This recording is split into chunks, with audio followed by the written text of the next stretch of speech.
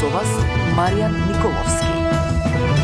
Вечерни вести во 9. Добро вечер. И власта и опозицијата дадоа поддршка за предложените измени во Законот за пратеници, со кои се воведува нов услов пратеник во собранието да може да има само македонско државјанство.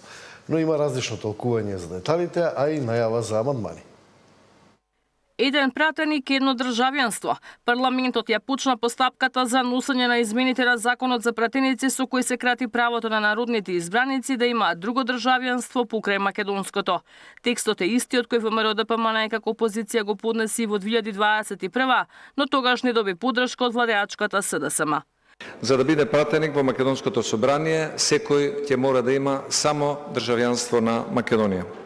Овој закон планирано е да влезе во сила со денот на објавувањето во службениот весник, а тоа значи дека овој закон, доколку биде усвоен, ќе важи и за овој пратенички состав. Иако вела дека ваквото решение е популистичко, сепак пратениците на СДСМ гласаа за.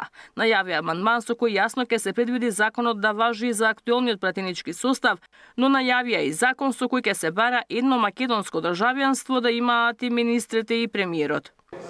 Има сериозен недостаток во законското решение, како што е сега предложено, и укажува на тоа дека не важи за овој пратенички состав, а преку амандман ќе побараме да важи за овој пратенички состав. И исто ваков закон ќе поднесеме и за влада. Ако може собрание, тогаш не може ни министри да имаат државјани на друга држава. На иста линија и од ЛДП. Велат не смеа да постојат двојни аршини. Законот мора да важи веднаш и за сите избрани и именувани функционери. Пратениците не треба да имаат двојни државјанство, но при тоа барам тоа да важи за овој пратенички мандат. Овој мандат се уште трае и пратениците може да дадат изјава дека не поседуваат друго државјанство, освен македонското, и тоа лесно се прави во приодна одредба на законот, а при тоа да важи и за сите избрани и именувани лица. Пратениците на ДУИ стиснаа црвено копче. Бараат за вакви прашања да се одлучува Комитетот за односи меѓу заедниците. Како законот за пратеници, така и законот за влада би требало ние да имаме можност да бараме истите да бидат третирани во Комитетот за односи меѓу заедниците и таму и да се одлучува како би требало за нив и да се гласа. Ваквото решение доаѓа откако СДСМ прозваа дел од пратениците на мнозинството дека имаат бугарско државјанство. Од ВМРО ДПМН ги повикаа пратениците на СДСМ да излезат и тоа тврдење да го изнесат надвор од собранието, па низ судска постапка да докажуваат дека имаат бугарско државјанство. Законот ќе се носи по скратена постапка, а по расправата во матичната комисија за политички систем ќе се гласа по законското решение. Ивана Соколовиќ најдова, Сител телевизија. Законските измени за укинување на техничката влада ја поминаа првата фаза во собранието. СДСМ и ДУИ побараа повлекување на законското решение, бидејќи државата, според нив, не е подготвена за укинување на механизмот кој треба да обезбеди фери и демократски избори.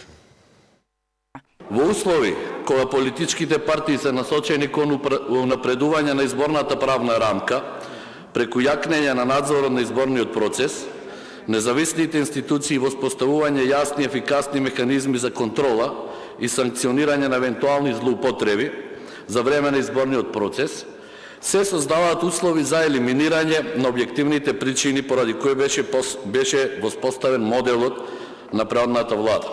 Одредбите за таква преодна влада престанаа да важат веднаш после изборите во 2016 година.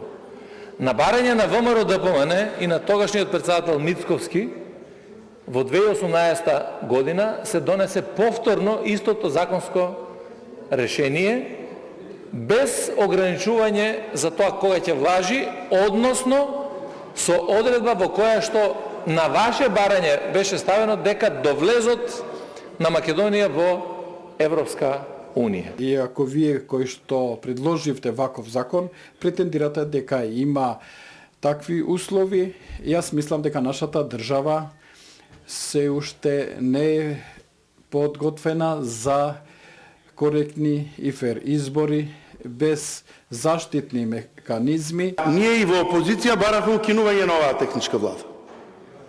И тоа е факт. После неколку месеци разговори, поединечни, заеднички, од страна на министерот Минчев, од страна на владата, барања, замолници, за да седнеме да разговараме за ова решение, од кое што вие панично бегате, не знам зошто. Иако за следниот изборен циклус останува техничката влада, повторно шверцарски се предлага и ќе сака да се донесе измена во која што техничките министри нема да можат да се донесат своји посебни советници, туку може да изберат само советници од редот на постојните. Значи од сегашните, силно партизирани од страна на владеачката коалиција. Премиерот Христијан Мицкоски на заедничка пресконференција со австријскиот канцелар рече дека Македонија е подготвена да разговара со Бугарија, но досега за тоа немало соодветен соговорник. Австријскиот канцелар порача дека неговата земја останува еден од најсилните поддржувачи на Македонија, потенцирајќи дека Европа е единствениот правец за целиот Западен Балкан. Нашата позиција е многу јасна дека ние сме подготвени како влада да седнеме со нашите сојузници, со нашите соседи во случајот и да разговараме за надминување на овој проблем. Но она што е за нас поважно се гаранциите кои што ние ќе ги добиеме и ги очекуваме од рамките на Европскиот совет за нашиот македонски идентитет. Прво, второ, дека нема да има дополнителни билатерални прашања кои што повторно некој ќе ги отвори. И трето, што правиме со македонската заедница која што за жал во соседна Бугарија не може да формира невладина организација, а камоли нешто повеќе. Регионот не може да дозволи да го пропушти овој геополитички момент. Австрија и понатаму ќе продолжи да биде еден од најголемите поддржувачи на патот кон ЕУ. Ексцеленцијо, почитуван господине премиер, вашата земја беше пример за целиот регион долго време и не сакаме овој напредок да се изгуби. Патот кон ЕУ е вистинскиот пат, оној што води кон трајна стабилност и просперитет. Дотогаш, нашиот концепт за постепена интеграција е добар инструмент.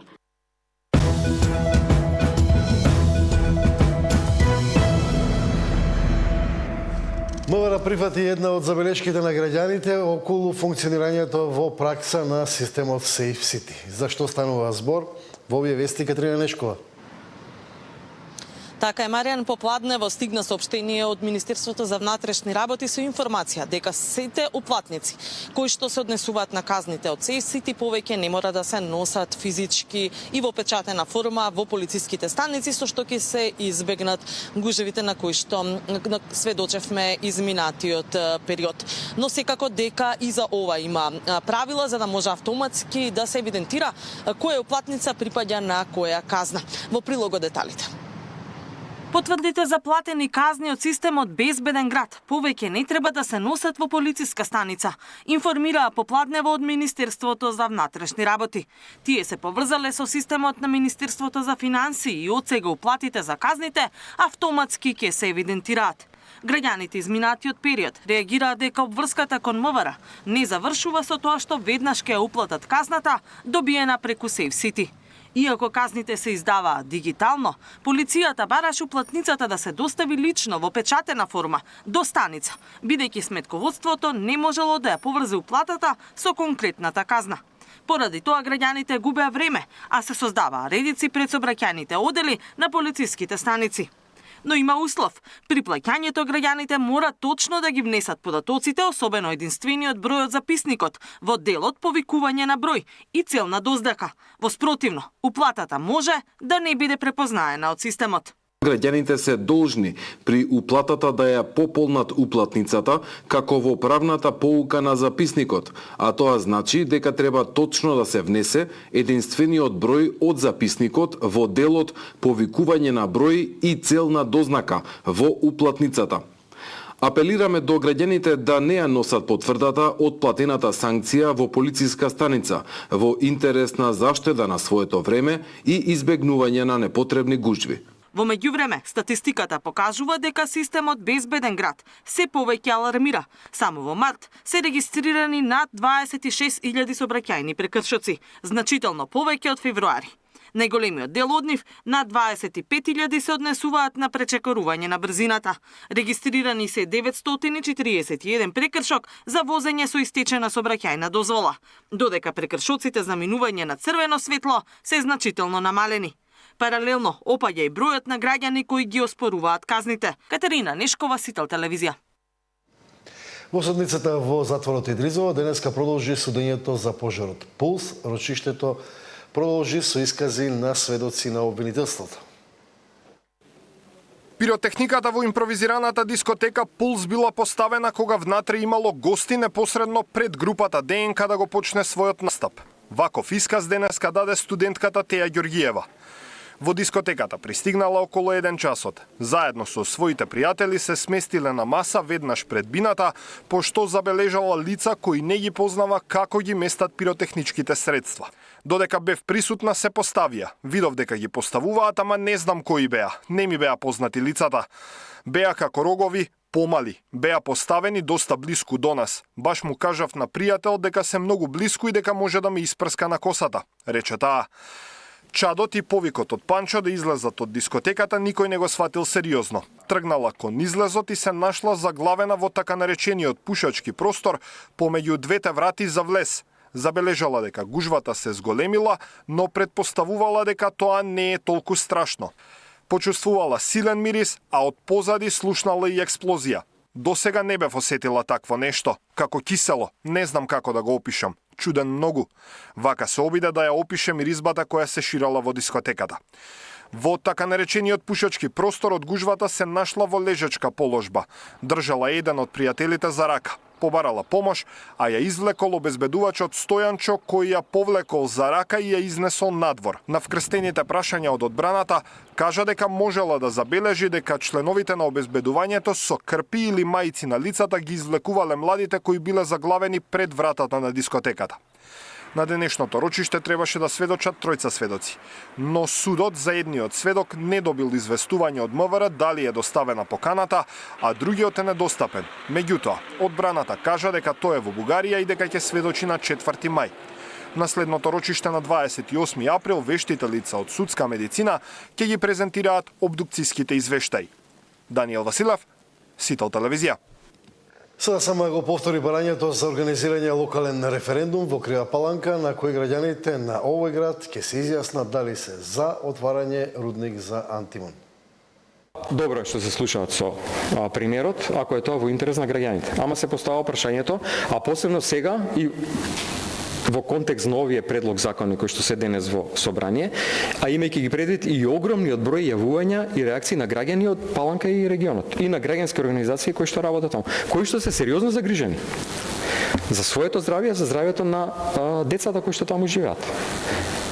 Очигледно е дека тие не се прашани. И кога зборува за бизнис интерес, за интерес на државата, ние видовме на ВМРО каков интересот. Не е бизнис интересот, не е тоа за државата бизнис интерес. Ево од сите проекти кои што до сега се спроведуваат. Така да на прво место е интересот и гласот на граѓаните, градоначалникот на Крива Паланка, од било која партија да е. И ние на овој начин ќе реагираме за таква иницијатива во било кој град, без разлика дали е градоначалникот од СДСМ или од ВМРО или од некоја друга партија.